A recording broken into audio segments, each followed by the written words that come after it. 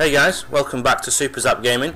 Thanks for joining me, Roscoe, as I take a trip down memory lane on my playthrough of Super Bomberman on the Super Nintendo, funnily enough. I don't know if you remember, I was in a whole heap of trouble after at the end of the last video because I'd forgotten, or not, I never realised in fact, that if you put an explosive charge over your own exit point, it spawns another enemy. Like there's a tank just spawned there thanks to that little bomb, who kept setting himself off right near the exit, but there you go. So here we are, this is level 1.6 and I'm just trying to mop up the last few critters, and I don't do it very quickly, but I was just being extra cautious because of my own stupidity at the end of the last video. I didn't want to take any chances this time, so I was quite cautious. Other news, last night I downloaded the Battlefield 3 patch and I had a quick go on that. I've not re-downloaded the Back to Karkand expansion, which initially I was puzzled as to why they made you do that. I thought it was just laziness on behalf of DICE, but it turns out there is actually some changes that have been made to the maps themselves. So I was reading on a little thread on Reddit recently. So I think I'm about to polish off these last few critters. There's one more tank left, and we'll carry on. So thank you for coming back to us. Hopefully you are enjoying your stay on SuperZapGaming at the moment, and there I go down the tube for the end of level 1.6. 1.7 we are now. I've only got 3 lives left. I have been slightly reckless on occasions with my lives, and I'm also forgetting that when I drop one bomb and I drop another one around the corner, obviously the first bomb's still going to go off, and if the explosions touch, they set each other off like a chain reaction. I do unfortunately suffer from that again in this video a couple of times, my own stupidity really, and I've actually come to the conclusion that it's not a good thing to expose the exit straight away, because again, coming back to the point that if you set explosions off that actually go over the exit point, then it creates more enemies for you. So it wasn't the best of moves unraveling that, but then again, in my defence, you don't actually know where they are on a level, so it's pot luck really. I'm trying to blow up some of these green blocks, hopefully with a view to getting a few more bonuses, because I was quite powerful towards the end of the last video and I died stupidly a couple of times. I can no longer kick the bombs, which was very useful. I can now no longer set them off whenever I want, which is also very useful. Although this level was quite easy really, because that last tank was trapped down there. I was a bit cautious because obviously he can breathe fire when he wants to, but I didn't take too much of a beating in the end. There we go. Got a life back, thankfully. I'm not sure if I'd try and take out a few more green things just to try and unearth a couple of bonuses, but we'll soon be polishing that one off. So, news of a retro nature. I have planned to do like a little series, if you will.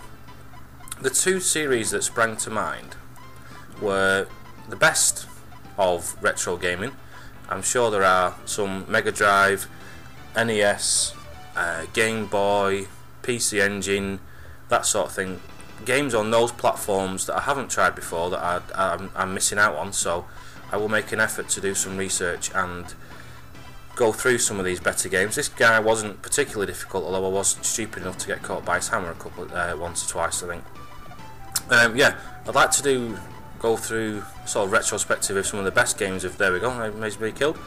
A sort of retrospective, if you will, of some of the best games from the sort of 80s and 90s. Ones that spring to mind that I've missed out on was Super Mario Bros. 3. That is probably going to be next on my list of games to play through.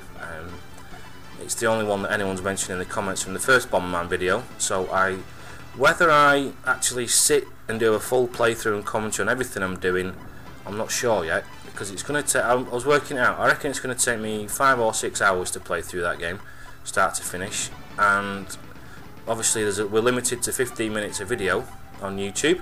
I'll just escape there, and then we've got the end of the first world boss. So yeah, if it's 6 hours and it takes me 4 videos to do an hour, that's 24 videos.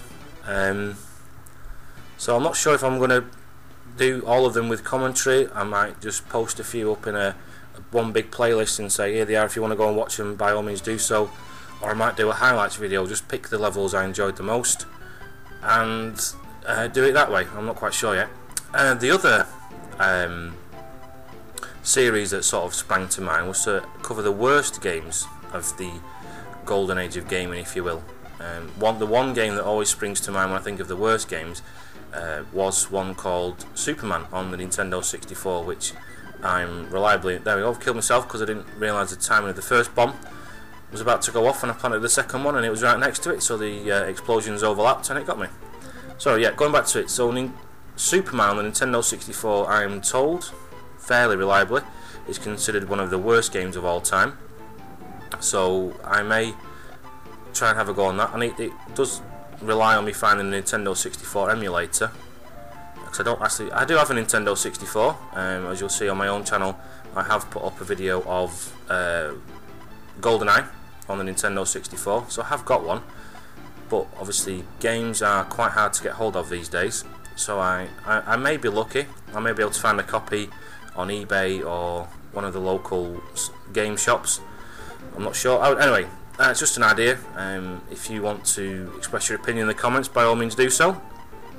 I'm not sure there'll be actually any real reason to do a sort of worst of series, if only for the novelty value. I'm not sure, just an idea that sprang to mind. So Super Mario Bros. 3 will probably be next on the list.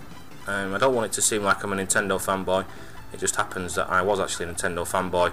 As I was growing up, I had the Game Boy and the Super Nintendo. Friends of mine had Mega Drives and Game Gears and such like, so I didn't need to buy one to play on one.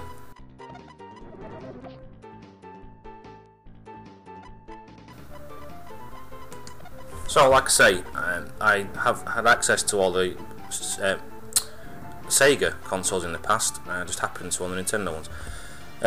Other than Super Mario Bros. 3, I'd like to have a look at things like Echo the Dolphin. I definitely want to have a go through the Sonic games. Now, whether I again do full playthroughs or pick highlights of my favourite levels, bits, whatever you want to call them, I'm not sure yet. So that is on the agenda. I'm not quite sure. There's a few new enemies on this one, little tricky characters that come up later on. There's certainly some little coin-looking dudes that leg it round and don't get stopped by the explodable blocks, if you will. Those little characters, that little one I've picked up there means I can now run through my own bombs, which again is a bit confusing, because if you die and you are used to having that one, there's the punching icon, which I don't think I actually get a chance to make use of, because I think I die before I actually get to use it properly. I think I did try an experiment actually. There we go, I just died straight away. Again, the third time I've died from the same problem, which is setting bombs off, or placing bombs, but placing them in a line, not realising that the first bomb is about to go off and the explosions overlap and take me out. So there's my tip of the day. Make sure you remember where your first bomb is, and I'm trying to punch them there and narrowly escape again, so I'm down to 1 life now. So I'm trying to kick it, or no, I was trying to punch it then, not realising I just died and therefore lost the punching ability. What else do I want to talk about? If anyone else has got any recommendations of games that they think I've missed out on in my youth, the list of games that I've played is quite extensive. The one genre of game I'm not inclined to play through at all is RPGs. The reason being, I played through Zelda on the Super Nintendo. I thoroughly enjoyed it, don't get me wrong, it was a fantastic game, but it was so long, and I do get slightly frustrated in games where you get to like a rock in Zelda, for example, and you know at some point you are going to have the glove or whatever is required, super strength, to shift it. Just at that particular moment in time, that's quite a lucky double killer. At that particular moment in time you haven't got it, and it does frustrate me slightly. A bit like Resident Evil, you get to a door, you know there's going to be a key at some point, but you've got to go and find the key before you can get through the door. I do get a little bit frustrated and bored of those now, to be honest. I've played a lot of them in the past. I suppose these days I look for a slightly more instant thrill, if you will, which is why predominantly on my own channel I do post the likes of Killzone 3 and Battlefield 3. There's no going finding keys, secret key cards, picking up potions and stuff like that. It's just pure death. So maybe I'm a bit jaded on that score. I've also played through the entirety of what was it called, Secret of Mana on the Super Nintendo. It was a very pretty game. It sounded the audio was also excellent. What I did get slightly bored of, if you will, for want of a better phrase, was the need to power up my spells. it meant repeated visits to the one I remember in particular was a desert location where there was some plants that were, for some reason, that when you killed them you got quite a lot of experience points with your spells, so it meant lots of trips into the desert, kill them, back out the desert, go back and kill them again over and over until your spells were powerful enough to take on the baddies that you were aiming to kill at the next fortress, dungeon, whatever you want to call it. So that kind of put me off. I mean, I spent a long time playing Secret of Mana. I was even joined by a fellow student when I was at uni playing it. We spent a long time, we spent hours and hours and hours playing that game.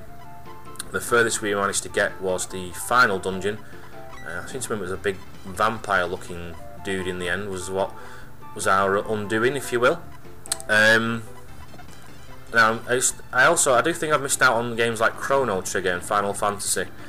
I'm sure, I still don't know what that one does, that one with, oh there we go. I keep saying, every time I pick that one up, I don't remember what it does. And then obviously when the bombs change to little mines and I can set them off whenever I want, then I do remember what it is.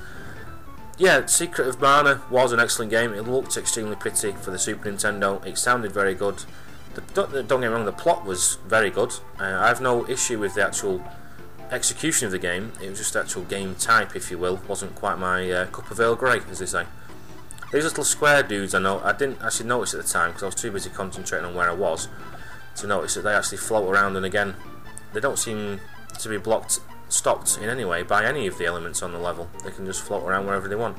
And obviously, because they shrink down to a very small size, it makes them quite hard to kill. So I just plant one next to this dude here, wait for his eyes to have a bit of a wriggle around and roll around, wait till he starts moving again, and luckily I have the mines activated so I can detonate them whenever I want. Yeah, Final Fantasy, I've never played one. I've had demos and such like on the PS1 and PS2. Chrono Trigger, I'm told, is one of the best ones on the Super Nintendo. I never got into the Dragon Quest series back on the Super Nintendo before. What were they called now? It was Square Enix, that was what it was called, because they're called Square Enix now. Enix used to make the Dragon Quest series, and Squaresoft made the Final Fantasy series, and both were. These coins are really tricky little buggers, I've got to be honest. Two of them become my undoing now as I run out of places to run, and there we go, I'm dead. I don't know why I didn't run down there. I think I just forgot that I could actually walk through the explodable bits, but there you go.